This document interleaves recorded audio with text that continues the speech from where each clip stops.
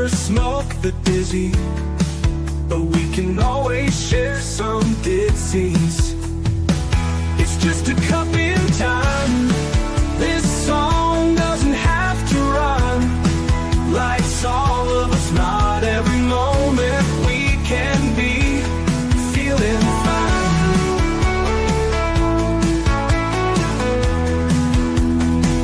I wanna share a moment, just a second if you will, maybe even a cup of thrill. We could share this performance. It's tea time, come sit with me. Well, welcome guys, Miss Liz in the house, and we had an incredible guest this afternoon. We had Sherry Lynn Williams in the house, and tonight we have the beautiful Weam Namou in the house, and we're going to be talking about her book, The Path of Unconsciousness, and all of the incredible work that she does with filmmaking and all that other good stuff. But the tea that we're serving tonight is called Teaching, Healing, Transformation. That is the tea we are serving in the house. That is Weam's tea. But before we get started, you guys know how Miss Liz rolls. Let's get all over to those platforms: Facebook, Instagram, TikTok, LinkedIn, and then get over to those podcast apps, Spotify, Podbean, Listen Notes, and all those other good ones that are out there. Miss Liz is on all those platforms out there, so check those out as well. So let's get started with disclaimer, and then we got a beautiful bio, and then we're going to get Weam in here, and we're going to spill some tea together. Disclaimer for Miss Liz's Tea Time live show. Miss Liz's Tea Time is a global platform dedicating to sharing real-life stories, diverse perspectives, and meaningful conversations that inspire awareness, healing, and connection. I, Miss Liz, is going live using StreamYard. Before leaving a comment during the live broadcast, please grant StreamYard permission to display your name at StreamYard.com. Please be advised that all the content brought forward during any Tea Time show is presented in good faith. However, discussions may include opinions, beliefs, and perspectives that do not necessarily represent the views of Miss Liz or the Tea Time platform. Information shared by guests is based on their own experiences and is perceived to be accurate at the giving time of airing. All guests, viewers, and participants are responsible for using their own good judgment when considering any action or decision that may relate to these discussions. Some episodes may cover sensitive topics, including but not limited to trauma, abuse, grief, mental health, and other emotionally triggering subjects. Listeners and viewers' discretion is strongly advised. Tea Time with Miss Liz is an open discussion forum designed to offer insight, inspire awareness, and create connection. It is not a substitute for professional, medical, legal, or therapeutical advice. If you require professional support, please seek assistance from qualified professionals or trusted resources in your area. If you have any questions regarding this disclaimer or the content of this discussion, you are welcome to contact me, aka Miss Liz, directly at my email at bookingmissliz@gmail.com, or visit my link tree at Miss Liz's Tea Time. By choosing to participate in, comment on, or view these live shows, you acknowledge and accept this disclaimer. Your participation is entirely voluntary. I, Miss Liz, welcomes you to join the conversation with an open heart, and if at any time you feel this platform is not right for you, I respect your wishes and decision and welcome you back whenever you are ready. Tea Time with Miss Liz is serving truth and awareness one cup at a time. Well, welcome to Tea Time with Miss Liz, where stories travel across generations, cultures, and continents, reminding us that every journey carries wisdom. Today's guest brings us a story that spans from ancient roots to modern voice, from Baghdad to America, from silence to powerful storytelling. Please join me in welcoming Weam Namou, Eric Hoffer's award-winning author, filmmaker, spiritual teacher, and storyteller. Born in Baghdad, Iraq, Weam is of Chaldean heritage, descendant of the ancient Neo-Babylonians, and still connected to the Aramaic language, the language of Jesus. As just 10 years old, her life changed forever when her family fled Iraq and began a new chapter in the United States. From that journey, Weam had built a life rooted in storytelling, culture preservation, and spiritual exploration. With over 20 books, award-winning films, and global recognition, her work bridges identity, history, healing, and belonging. Her tea reflects her purpose: teaching, healing, transformation. From her acclaimed films, Pomegranate, to her culture and spiritual work, and her powerful book, The Path of Consciousness, Ancient Wisdom for a modern world. Weam invites us to explore not just where we come from, but who we are becoming. So grab your cup and lean in. Today's tea time is about identity, heritage, healing, and the power of finding your voice across the world. Let me get Weam in here and let's spill some tea. Welcome, Weam. Hello, how are you? I am good. And yourself? I'm good, and thank you for that introduction. Oh, you're very welcome. I hope I pronounced everything correctly. If not, we're going to get to it during tea time. Yes, thank you. So let's start off with who you were as a little girl and who you are now. Well, like you mentioned, I was born in Baghdad to an ancient lineage known as the Chaldeans, who are Neo-Babylonians who still speak Aramaic, the language of Jesus. It is unfortunately considered one of the dying languages, but it still exists in my community. And we were minority Christians in that area. And at age 9, we left Iraq because of political and other reasons. And as you mentioned, I arrived to the United States at age 10. Oh, and how did you find that? Was it a hard transition for you? Yes, it was a big culture shock. I often tell the story of how when we left, my family did not tell me or my younger brother that we were leaving Iraq because we fled in secrecy. And we couldn't get our visa directly from Iraq. We went to Jordan and lived there for less than a year. And during that time, I got a hold of a book called Gone with the Wind in Arabic. I was 9 years old. I read the book from beginning to end, and then my family took me to the movie theater for this first time to watch Gone with the Wind in the theater. And so, when we landed in Metro Detroit, I was expecting to see horse carriages and puffy dresses and all the fun stuff that happened in the 1800s in Atlanta, Georgia, that did not exist here in Michigan in the 1980s. So much misleading, right? Like you think I'm coming to the United States, I get to see all the poopy dresses, I get to see all the spotlights. Right. And I was expecting to meet many Scarlett O'Haras around me. What work did you do today? Tell us a little bit about who you are today for the listeners. So I realized early on that I wanted to write books, but I was supposed to go to law school, and I really reflected. There was a time period because you can only start in the fall, and I graduated fairly early from college. And during the time that I had time to reflect, I decided I was planning to go to law school and write on the side, and I decided that I would do what I really love to do, which is write full time and travel the world. And so at 19, I started writing books. And then as soon as I graduated from college, I was like 20, I started traveling to different parts of Europe and then other places around the world. And in the mid 1990s, I was in a bookstore at Heathrow Airport where I realized there was so much misrepresentation about the communities of my background and my culture. So from seeing that, I decided that I wanted to write real life stories about my people and my heritage. But in doing so, I found there was so much interest from the Western world. I didn't know how unique our background was. When you're who you are, you're who you are. And most people said, oh, we've never heard about Chaldeans. Many people still have not, except in Michigan, where there has the largest population in the world exists. And I started learning through the interest of my own readers and my own fans about my own background. And I discovered that they were philosophers, mathematicians, astronomers, astrologers. They was incredibly wise, and they were able to hold on to their names for thousands of years, despite all the oppression and genocide and so many things that worked against them.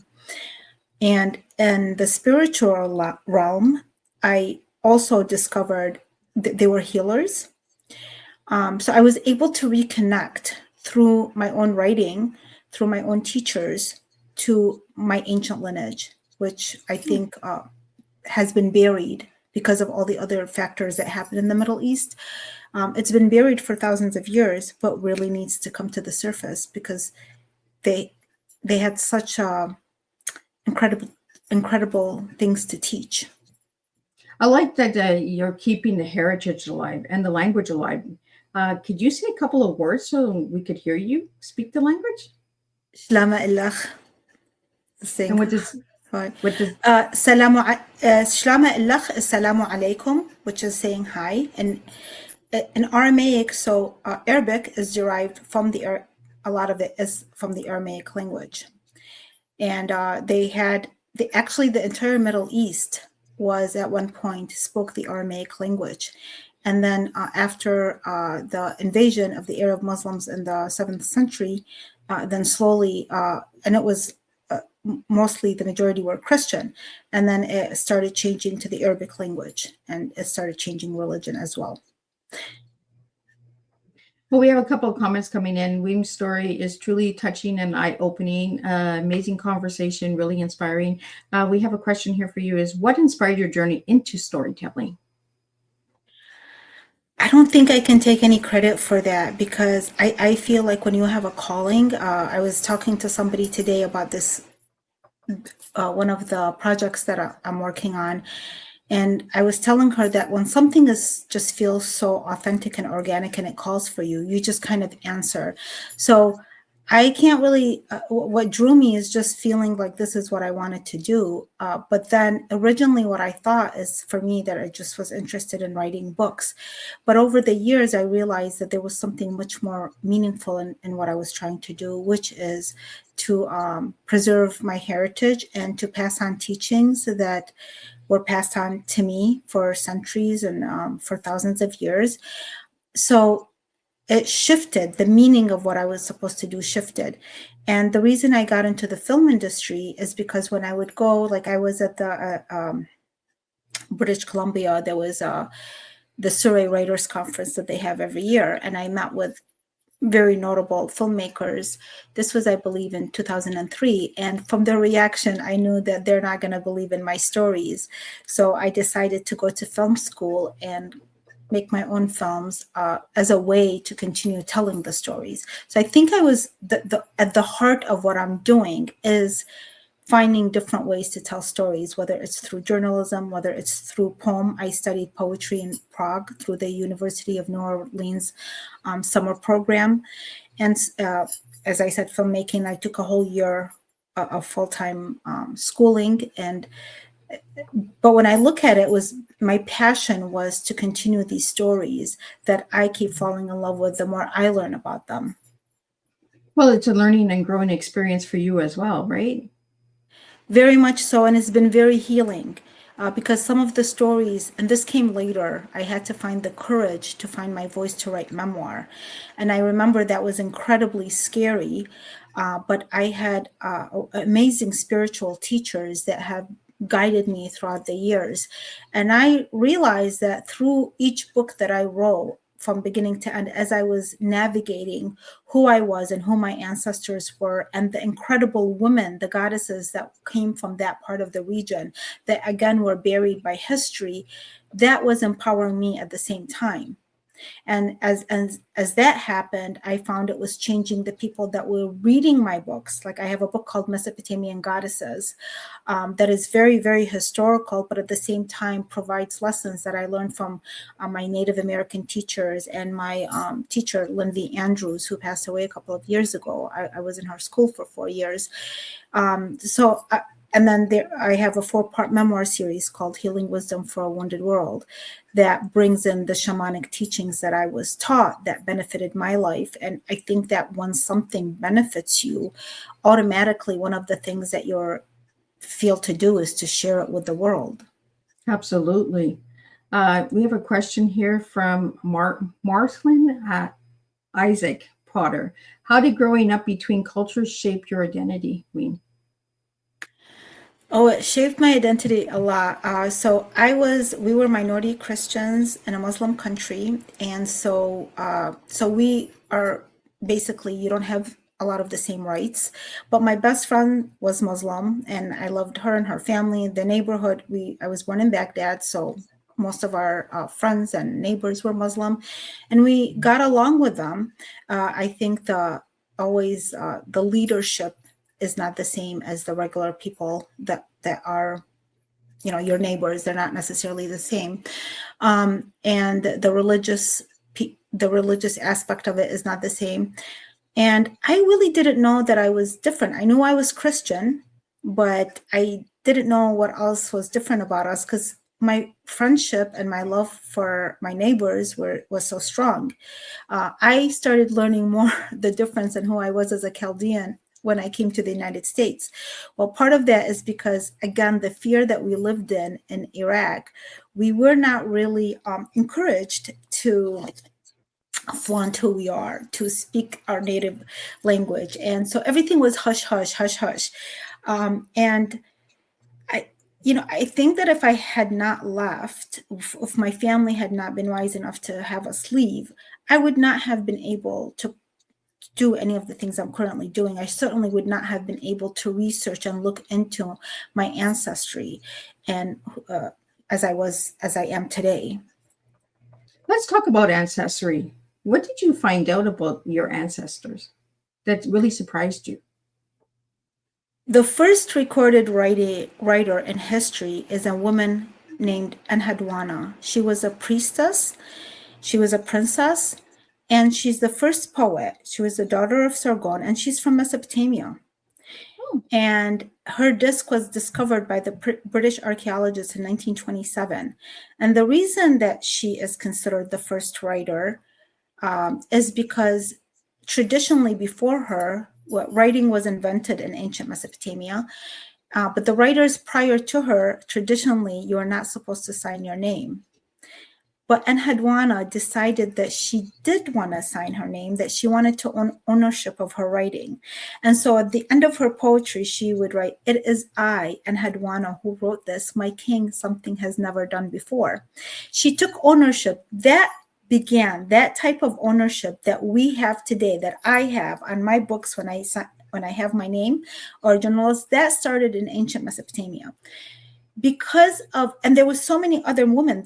There's Gula, the goddess Gula, who was a goddess of medicine, and she was always surrounded by dogs, because dogs were considered very healing. And what had happened, unfortunately, over the years, you have Inanna, you have Ishtar. The role of women was literally vanished more and more over the centuries, to the point where her role barely even exists. And in the process of her vanishing, she's not really acknowledged in her historical land. And for me, I felt like part of my responsibility is to bring her to life through the book. For instance, Mesopotamian goddesses. And actually, I have to say, Enheduanna is one of the characters in my film Pomegranate, which is available in 25 countries and many streaming platforms. She's a character. How? Because the main character, Niran, is in love with Enheduanna and her poetry. And through that poetry, she is empowered to make choices for herself. So that is my way. That is how storytelling, and how it empowered me, I want to help it empower others. Well, we have a question here for you, and then I want to get into your book. I'm going to bring up your book. So for all the listeners that are watching and joining us tonight, we're going to pull up her book, and we're going to talk about that in just a second. But how do you preserve heritage through your work? From Russ McCall. Yeah, through my writings, I'm very committed. One of the things that Scott Rosenfeld, who is the producer of Home Alone, he's the executive producer of Pomegranate, my feature film. And when we talked, and I've interviewed him, it's on my podcast. People can find it on my YouTube channel. But he told me that he would like to do what I'm doing, where he can focus on writing and certain topics. I found that very fascinating, because I thought, I think what I do differently is, instead of me being this type of filmmaker who is going and making films as a director or directing other works, it looks like what I did, and I only realized this later from people's responses, is that I focused on the mission the deeper meaning and the deeper impact of what I'm doing and why I'm doing it. And that has allowed me to create the kind of work. I think if I was just said, okay, you have this opportunity to direct this one film, but then there wasn't the connection, I don't think I could have done as good of a job. The other thing is I was executive director of the Chaldean Cultural Center, which houses the world's first and only Chaldean museum. And I was executive director for 5 years until I resigned because of my film career. And during the tours and during the programming, I took advantage of that time to educate schools, field trips that came, others. We did so many interviews, so many programming to help people learn about the Chaldeans, and that we're not dead. We actually are still alive. Many people think much of Genesis takes place in ancient Mesopotamia in the Bible, and Chaldeans are mentioned quite a bit. Prophet Abraham was from Ur, land of the Chaldeans. But people think that we only exist in the ancient books, no longer in real life. So, Weam, have you ever gone back to Iraq? I went in 2000. During that time, Saddam was in power, and I went during Easter of the year 2000 and visited with family in Baghdad. And I was able to go to the northern part of Iraq, which was where my ancestors' villages are, and unfortunately, which was destroyed by ISIS. So that was destroyed by ISIS.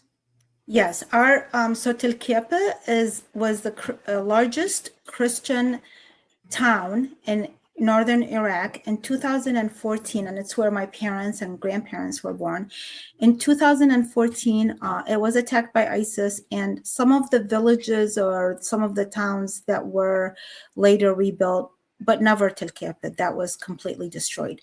And after 2014, Michigan had the second largest population of Chaldeans in the world prior to 2014. And after 2014, so many they fled Iraq. And so currently Michigan has the largest population of Chaldeans in the world. So that's what got you to Michigan. Oh, I came long before. I mean, like I said, thank God, my family had the wisdom. There was already a Chaldean community here, much smaller than it is today. But when we came, there wasn't not even half of the number that are today. But over the years, what happened in 2000, we were about 1.5 million Chaldeans prior to 2003 war. And then now it's less than 150,000. So, yeah. Wow. The numbers show, eh? Yeah. I'm going to pull up your book so we can talk about your book, and then I have some other questions here.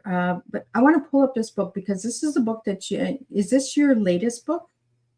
Yes, my latest book is this is the beginning of a series, and the one that I wrote right after that is called The Path of Consciousness for Writers.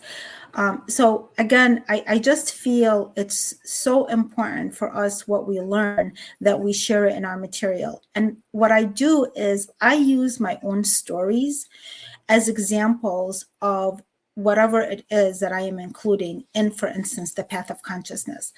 I do want to share a story about how I chose that title. So in 2016, I was with my family, my husband and my 2 young children. We were in Mexico, and we went into this park area where they had all these like zip line and different opportunities for them to play. And I saw that they were providing a Temescal experience. So my husband said, go ahead, if you want to experience that, and I'll watch the kids. And when I went, they did an incredibly beautiful ceremony, shamanic ceremony. And it had the same teachings that I had been learning in the shamanic school where I was as a student for an apprentice for Lynn V. Andrews School. And they went around the wheel. Native Americans are such believers of everything being in a circle, and that's the way of balance. And so they went around the wheel and what the meaning of the teachings were, which I found very incredible. It was a little bit different than the teachings that I had of the sacred wheel versus the medicine wheel. There's so many different wheels, but the whole thing is the same, there's like the centerness that we learn from. When I came home, that experience was so profound. And in the pathway, which looks exactly as you see it right now, except obviously this is an illustration, to get to that area, I had to walk through this pathway that's called the path of consciousness. And I came home and I started a community, a writing and spiritual community called the Path of Consciousness.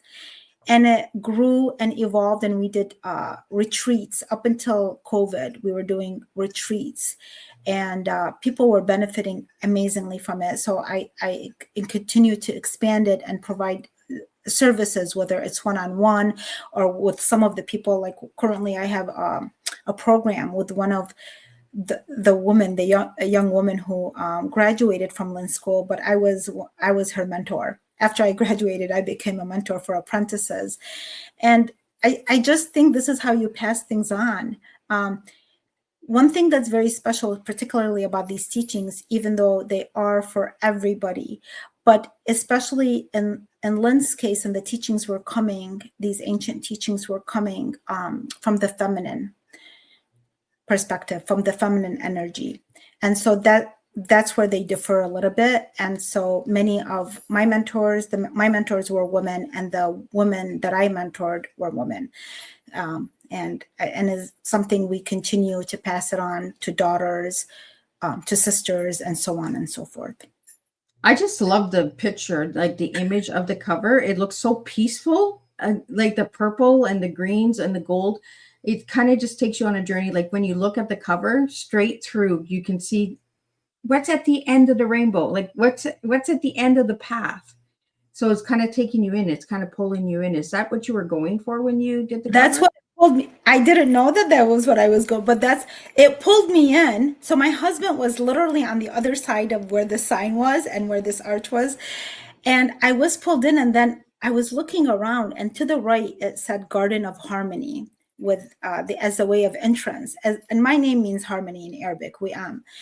And and then you go through this other like path, and you just feel like you're really in another world. And interestingly, most people were on the other side. They were enjoying all these different games and all these different adventures. And on this other side, this was very quiet, tranquil people, like life. And the ceremony, the people that participated in the ceremony, we were a total of 7. You had like thousands of people on the other side participating in we were 7 people, and it was an amazing ceremony. And I've been wanting to write books. I had a very busy, my schedule was fairly busy up until last year when my film finally came out, and we did like the premiere and screenings and such. And so this year has been more, I'm still busy, but more focused on the writing, and of course, working on another film project and such, but I'm more so behind my desk. So it's been calmer. And I'm going to be expanding the Path of Consciousness series. I just love it because it's like I'm looking at the image right in front of me, and it's like I'm being pulled in. It's like, come and see what we got. Like, come and see the journey. Beautiful graphics. Whoever did the cover, amazing. Thank you. Do you want to do a shout out to who did the cover? Ritika, she knows who she is. So Ritika, her and I are actually, we have a program together it's called Author Authority, where we help writers. And she takes care of the social media stuff, and she takes care of graphics and such. So thank you, Ritika. So I always like to give shout outs to the cover makers, because yes, some people might be looking to have a cover made for a new book or a new film or something like that, right? And they might not know about the incredible work that's out there. Even though you're not on the show, we can still give you shout outs. We can still get your name thank out you. there. That's a very smart thing to do. I appreciate that. Thank you very much. Well, you're very welcome. We're going to get into some questions now. We're going to start with the identity and root questions. And the first one I have for you is, you were born in Baghdad as a Chaldean? Chaldean? Mm-hmm. How has that identity shaped the way you see the world and your work today?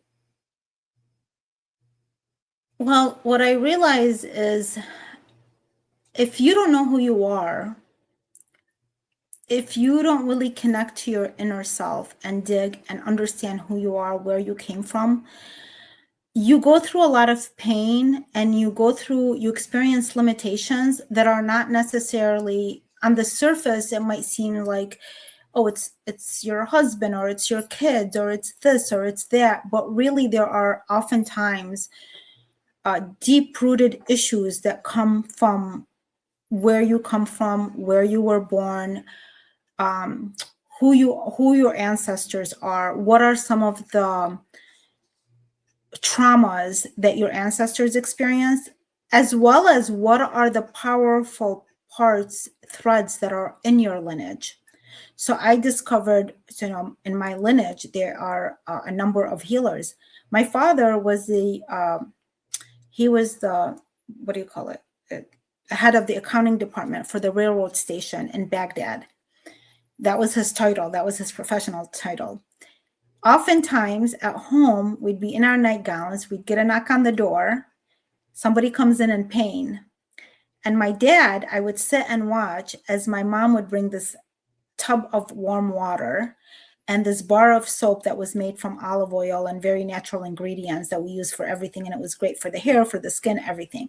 And my dad would sit in front of this person who was wailing in pain, whether they had like a broken bone or strained muscle, whatever it is. And he would just feel, he was a bone setter. And I understood later, we just thought, oh yeah, Baba did this and Baba did that. But I didn't know he was a healer. So he would just feel the person's leg or whatever parts of their bodies and fix them. And he would know just by touching them that, hey, this is not for me. You need to go to the hospital right away. But many people would prefer coming to him first to see whether he could treat them or if they should go to the hospital. And he took care of, babies, grown men, women, whoever it was. Same thing with my paternal aunt. She was a healer. My great-grandmother, Maria, she was a healer and a businesswoman.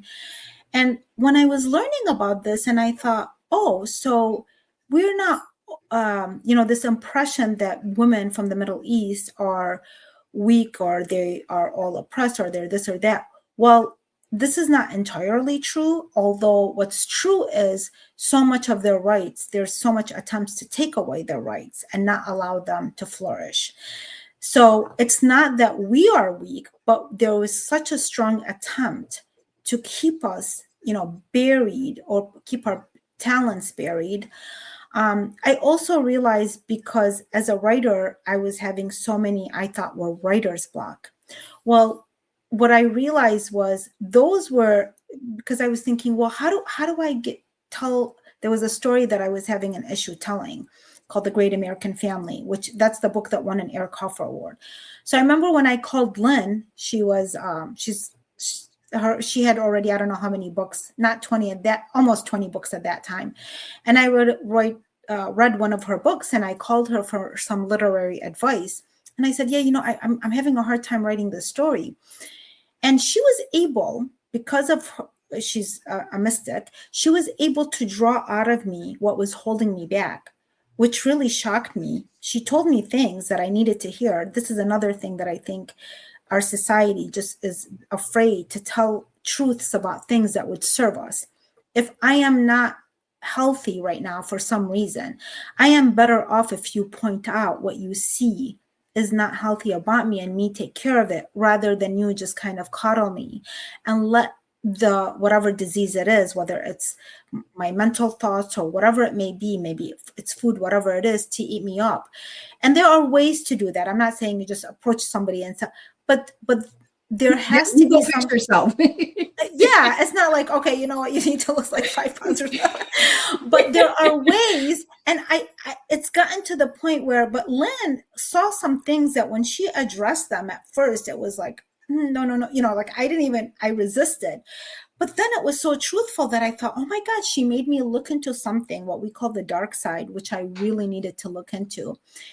So I realized what it was that was stopping me from writing this book. And it was the fear that I had lived with, not only as a child in Iraq, but my ancestors before me who have passed on. They leave that aura with you.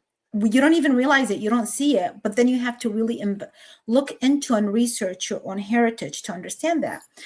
Well, it took me, when I started the school, I was in that stuck mode. And by the time I graduated, it was like, I think a year after I graduated, the book came out. It won an Eric Hoffer Award. And the documentary that I produced and directed with the same title, The Great American Family, won over a dozen awards. Wow. And I know it's not even just, it was because I had to heal. I worked on healing certain things that allowed me to really open up and not be afraid to express myself as a writer, because I finally realized, hey, I'm not living in Baghdad where I have to have the fears that I had held over there. It took me a lot of convincing with myself and a lot of work to understand that I would not be in the type of danger to share the story that I was sharing. And once I did that, from that point, I just continued writing book after book. And then I worked on my film, Pomegranate, and then now I'm working on my another book. So yeah, like spirituality, the things, thank you very much. So spirituality really helped me, and the amazing people. And my first teacher, and it wasn't just Lynn, it was many people before her. My first teacher was a man from India, Narendra. My second teacher was a Native American man and his female partner. They had a structured classroom setting in their home, in their apartment, with 2 students. And he had studied with the Tibetans. And then fast forward, when I had my kids and my husband, I got involved with Lynn's school, and I was suspicious in the beginning, because I thought, hey, I've always worked one-on-one with people. My last teacher, we were in a house, and it was like, lab night was in their home and what have you. And how does energy work happen over the phone or over the internet? I was suspicious of that, but I was proven, that it does happen, and it works, and it did amazing work. Well, we got a couple more questions that are coming into the studio, and I want to get those out to you. We're going to start with the first one here is, and it comes in from Paula Jackson. What role does spirituality play in your storytelling? Oh, I pray before, if my book, The Path of Consciousness for Writers, I share how I pray before I write what I write to get guidance. I was in London with my son in 2024. We visited Barbara Cartland's house. She's one of the most prolific writers. And her granddaughter, Tara, she gave us a tour of the house. And I remember something that she told me. She said, yeah, before she would go to sleep, she would pray on, I think she's written over 700 novels she's published. She was a romance writer. But what I liked about her is just seeing, like, okay, how does she do this? Because Tara took me to the office where she wrote, and she basically would verbally share the story, and she had somebody was taking notes or typing it or what have you, and she had what she called a factory with like 7 women working for her. But one thing that I had never in the interviews heard Barbara say, which Tara shared with me, is that at night she would pray for the right story or for God to help her reveal, what she was going to work on the next day.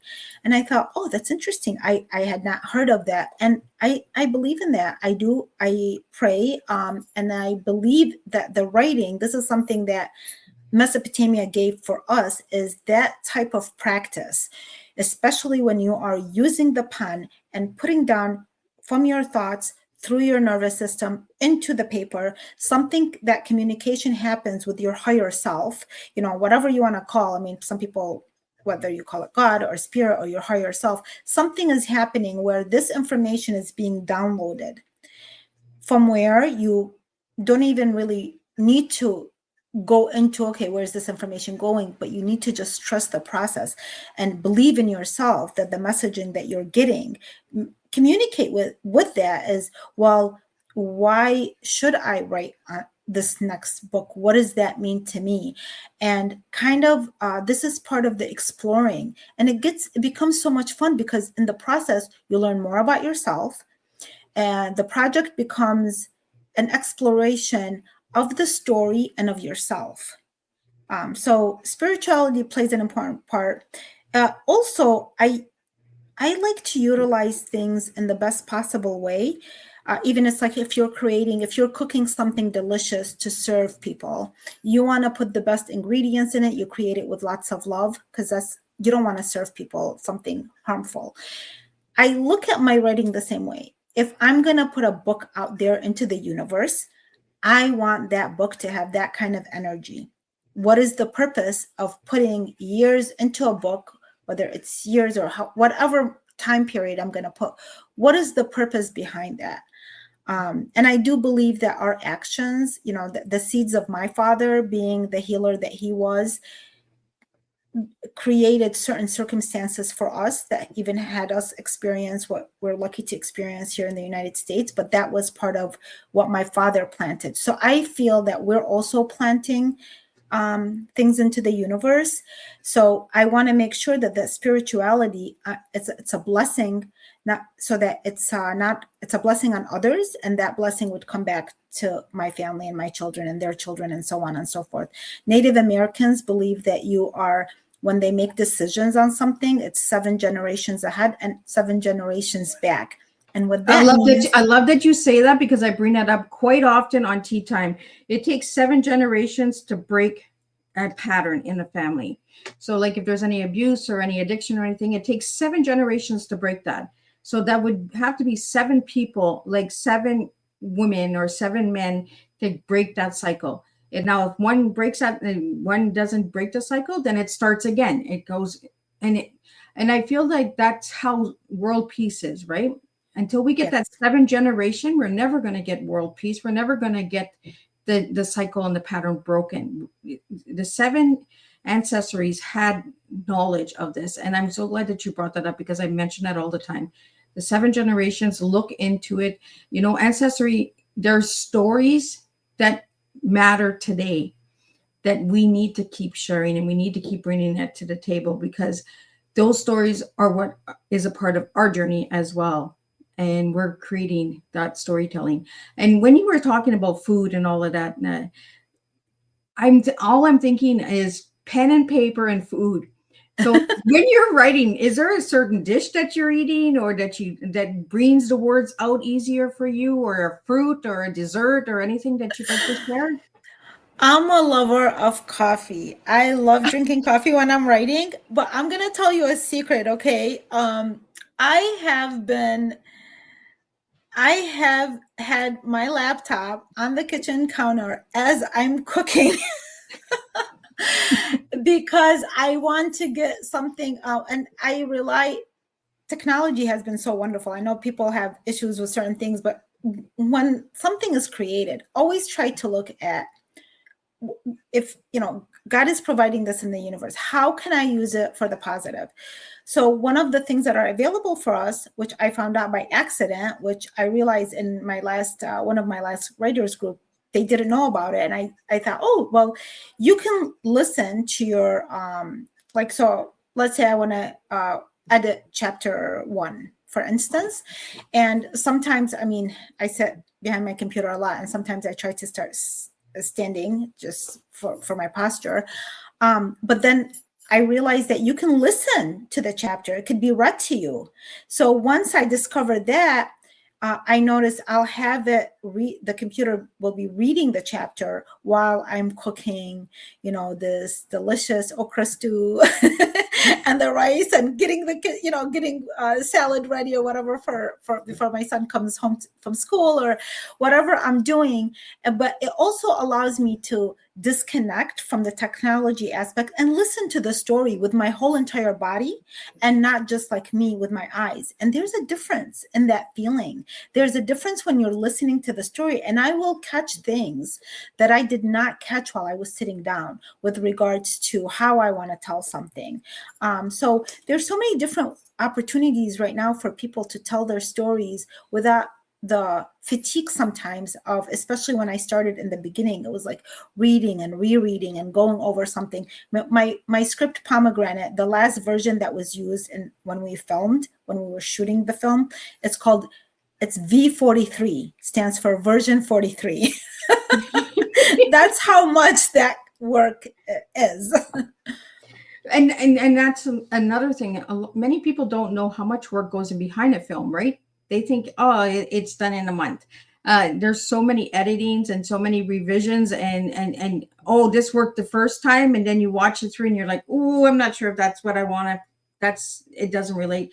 And we have a question here that came in about the film. So what inspired you for the film of Pomegranate? Pomegranate. Well, what happened is during the 2016 elections, everybody was going, attacking each other, the liberals and the conservatives, and it was just getting out of hand. And I tried to get on social media and say a couple of words that I was gonna, there was no room for me. She was gonna lose it. I was like, I'm not gonna be heard for sure. You really needed to be aggressive and a different type of personality. So what I did, I reflected and I was like, I want to say this and I want to say that.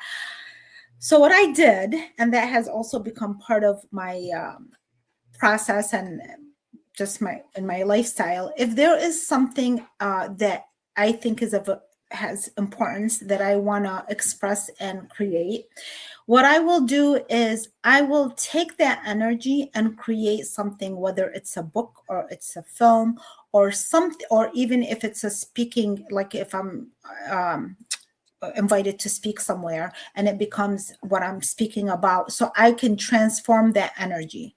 So I have learned how to shift energy, choreograph energy in a way that will take what I'm feeling so that I'm not denying what I'm feeling. If I'm feeling angry or frustrated or hurt, whatever I'm feeling, we're not to deny that. It's just not to get addicted to that feeling, and to know how to pull yourself out of that feeling when it's time, or how to take that energy and transform it.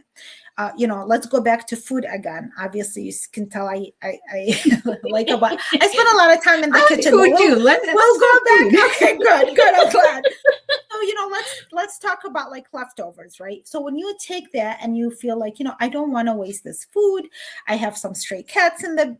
Depending on what the food is, right? Some things you can't, but I'm gonna think like, well, I'm gonna use this. So this goes to the stray cats. This food is really good and I can make this and that out of it. And that one, my sister really likes this, or her husband.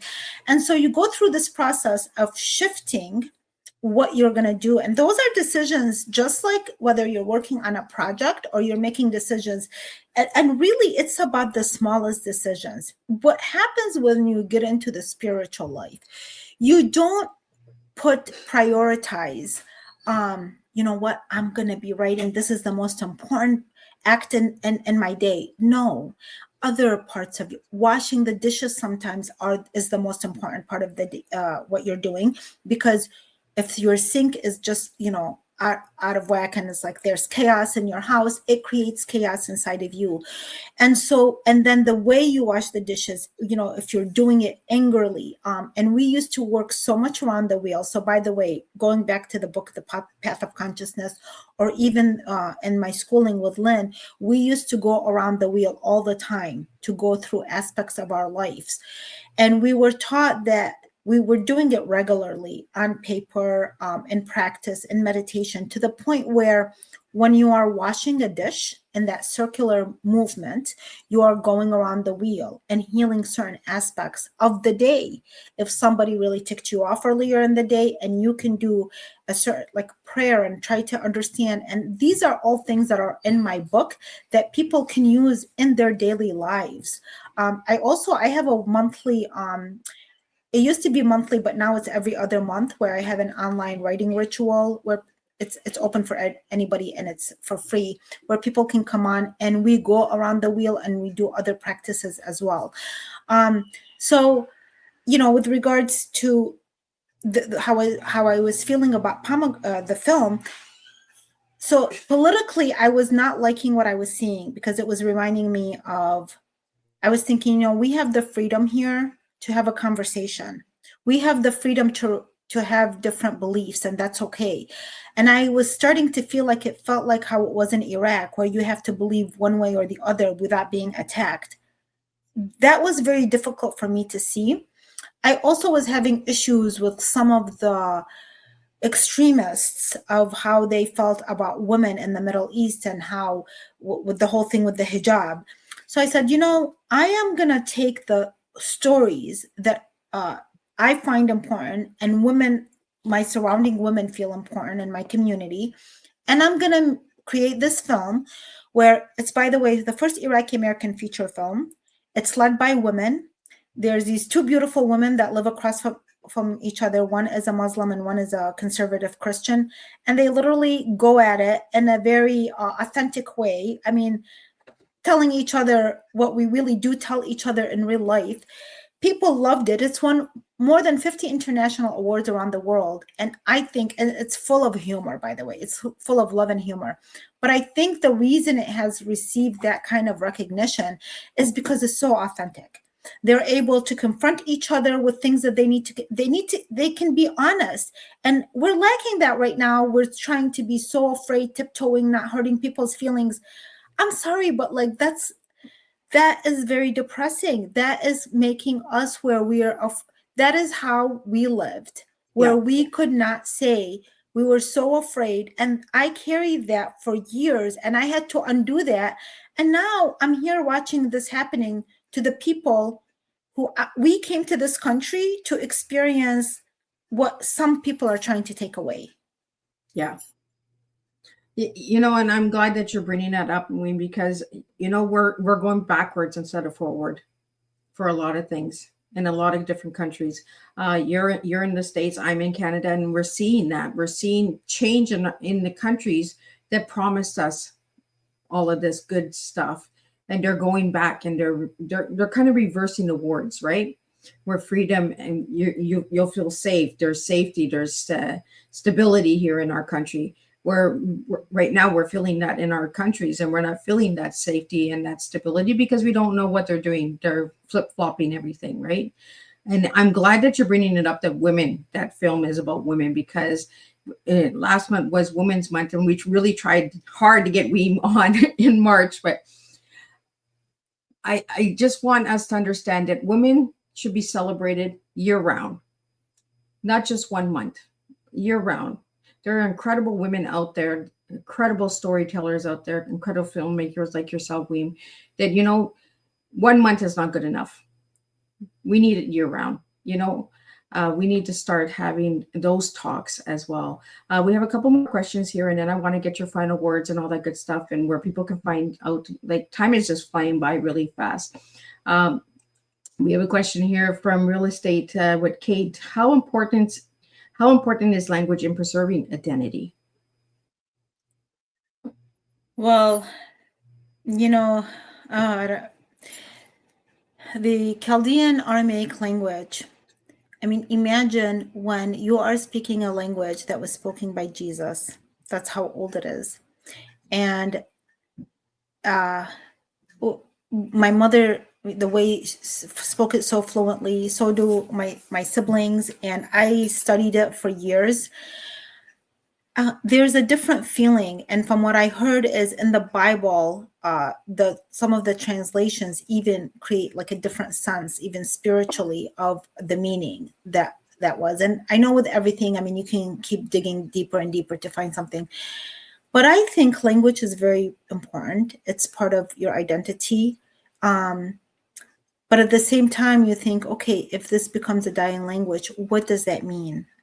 What does that mean? And I guess that something that can't completely die is the story. So while it saddens me, and we were doing a lot of programs for the Aramaic language at the Chaldean Cultural Center, and there's still classes, and I'm not saying, I mean, it could continue and have a revive and everything like that, and hopefully that's what will happen. But even if at one point at some time, because what happens over the years, like my children were born here, and they're connected to they're Americans. I mean, this is who they are, and so they're not as interested in this. But so while I can't force them to learn the Aramaic language, even though like in church they'll say the prayers in Aramaic and some things like that, but what about their children and their children, right? But the one thing that we can preserve in whatever language that we are together sharing, if it's the English language or whatever down the line, hundreds or thousands of years down the line, is the story. I think we get inspired by stories. I was inspired by Scarlett O'Hara. I was 9 years old. She was not speaking Aramaic. It was a book in Arabic. I didn't know English. And what moved me was this courageous woman that was doing things, and her community had to survive, and how they took care of each other. And the story is what moved me and gave me an impression of what the United States might mean, or the kind of freedom that I would be experiencing there. So while I think that language is very important, and people should do, even just for spiritual purposes, connect to their native languages somehow. But at the end of the day, if that doesn't happen, it's really the story that we can share that is, to me, is the ultimate spirituality. Well, it kind of goes into the last question that we have here that's in the studio, and then I'm going to get your final words and all that good stuff. Can storytelling really change how people see culture? If it's true, yes. I like that answer. Yeah, don't be, I will say this honestly. If from where I come from, there's a lot of delusion and trying to change the narrative to make it look like, no, women are not, no, they are oppressed over there, and all this BS, and women do not have what I've found this out myself over the time and over making the film and things like that they don't have oftentimes the freedom to choose between the hijab or not, and the things that go on. So I have confronted my own community about this and said, no, you are not telling authentic stories. And at some point that will be revealed. People are not dumb. They might fall into fake stories in the beginning, fake narratives. Yeah, we all, including me. I mean, I'm from that region, and I was saying, yeah, freedom of choice, But actions speak louder than words. And the action showed me then your narrative, that story was fake, because the actions are not matching. And so storytelling, it matters when it comes from truth. And sometimes when people do not want to see the truth, they will fight it for a long time, but give it time. Being patient. One of my mentors used to tell me, the hurrieder we go, the behinder we get. And I have what I do, even in my judgment about a certain community or a culture, before I jump on, I look and see what they're saying. And then I go and see, like in the Middle East, if people try to tell me, well, it's this, and they're giving me all these stories that are not matching, I say, well, you don't need to even read. You don't need to go to school to understand anything. Just take a snapshot, a screenshot of the Middle East, and tell me, where is that freedom for women? I don't even need to have this whole discussion. Just take that snapshot. And last year, in January 2025, in 1958, the legal age for girls was 18 years old to get married in Iraq. In 2025, after years of fighting for this, they lowered the age to 9. Yes. How you tell me how I can ignore, and then you tell me that the world there is this and that. All you have to tell me is that law passed after people, their own citizens, were fighting against it. They kept pushing it through parliament. So spirituality, another thing it helps you see, and I don't know if it's just in general spirituality or even shamanism, what we call the dark side. You have to be able to look at something honestly, and you can't just pretend. If your child is having issues, you can't just make it vanish by saying, oh, everything is okay. No, you have to sit and look at what you are fearing. You have to confront some of the most ugly truths about society, about yourself, in order to heal that. The only way you can heal what you're working on is if you have the courage to look at your dark side. And I encourage people, that is why my teachers were wonderful at this, because sometimes it's hard that we do it on our own. But when we, connect with the right people that help us find that path, it just makes it a little bit easier. I'm so glad that you brought that to my attention, because I did a research on child marriages, and people did not believe me that there was child marriages going on in Canada. child marriages need to, like 2025, there's something wrong with society if we're doing this in 2025. We're going to have a conversation after the show because, you know, these are the conversations we need to start talking about. Like, you know, these are the conversations, these are the hard, ugly truths of the world that no one is talking about, that no one is bringing to the table. And I'm going to bring it to the table because I think it's wrong. We really need to stop turning a blind eye to this because this is good for you. We need people like you that confronts this despite the criticism that you might get or people looking away. But at the end of the day, you know what? You can try to sweep this under the rug, but this happened. Go Google it. One, after all these years, how could you pass that how did that law pass? So when people try to tell me that there's a misunderstanding or there's this or that, go check that law. Who passed it? The parliament. These are the leaders of the country that did this. And these are the people that are leading people. You know, there's something wrong with the leaders. It's not the people, it's the leaders. Start looking at the higher ends. You know, I've said this for years. I worked with a bunch of different organizations in 2020, and I found out so much about child marriages that is disgusting. This is one topic that really floors me. It gets me angry, you know, because hiding the truth is not the way to do it. Bringing the truth to the table is how we make change.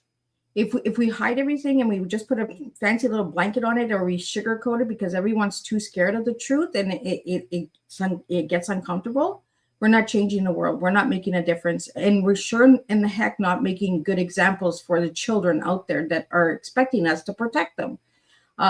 So thank you for bringing that to my attention, Weam. That is one topic that it hits a nerve with me because I was 18 and I was forced to get married. So I know how it feels. But 18 is not 9.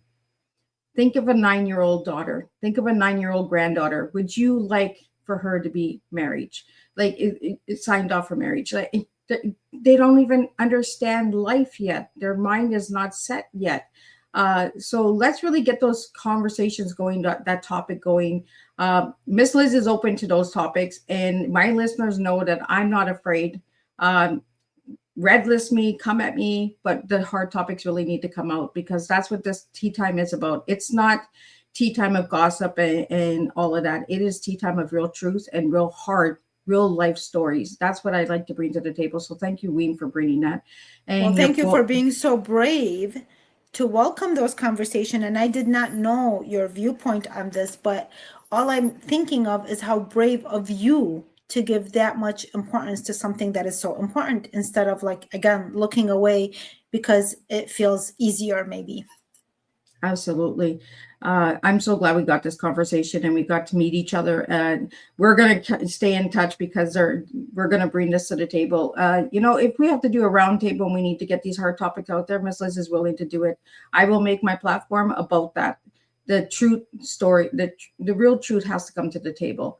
And for all my listeners that join me tonight, I really just want to thank you for joining in and asking your questions. These are real teas. These are not scripted teas. This is not a podcast. This is a mission. Miss Liz is on a mission to serve real life tea, to make a difference. Not the beverage, but people.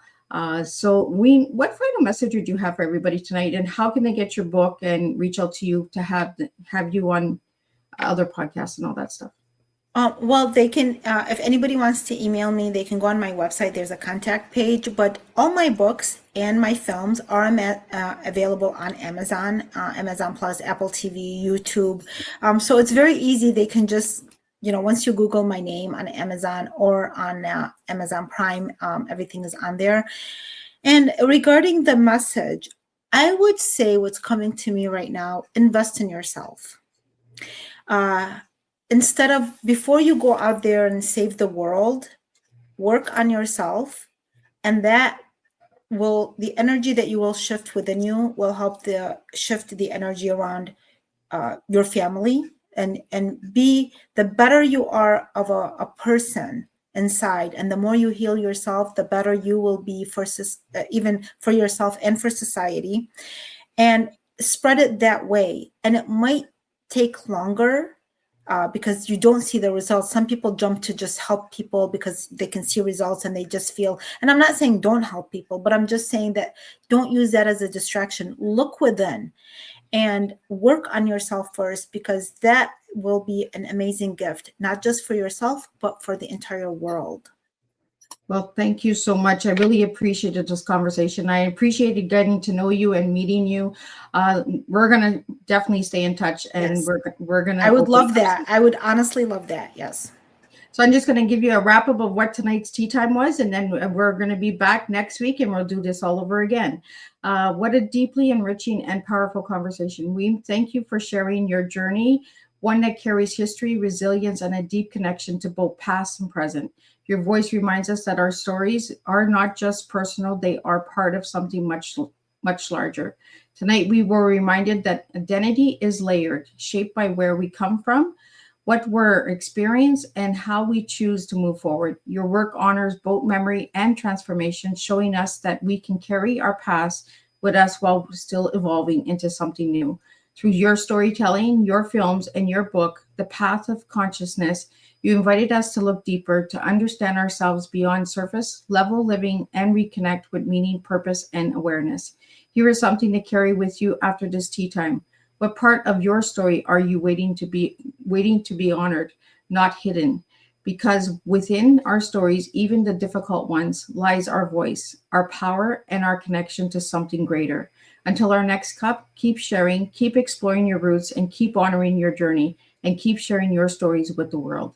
And I'll see everybody next week, and we'll do this all over again. Thank you.